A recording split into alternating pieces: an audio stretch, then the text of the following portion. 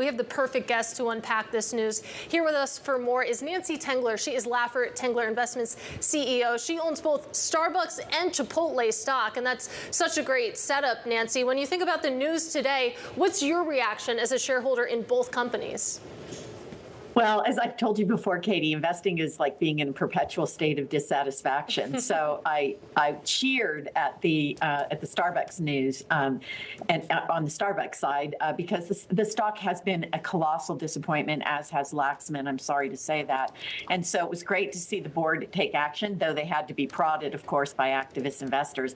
But Brian Niccol just worked magic at Chipotle. It's a member of our 12 Best Ideas portfolio. So now we're going to have to think a little bit about what we do there.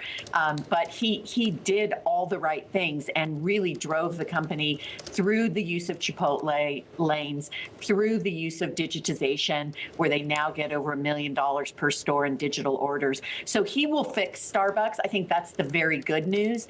And we'll have to see what happens at Chipotle. Okay, this is a man, Brian Niccol, that has had a lot of experience in the restaurant industry. Pizza Hut, Taco Bell, Yum Brands, and then Chipotle. Starbucks is a different animal here. Yep. And there's a lot of, let's say, stakeholders here that he has to please. That is unions, that is activist investors. What do you want to see him do on day one?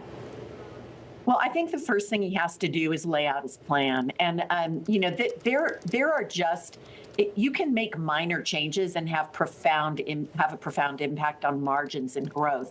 And so that is what he did at Chipotle. So while Shonali, I agree with you, you're absolutely right.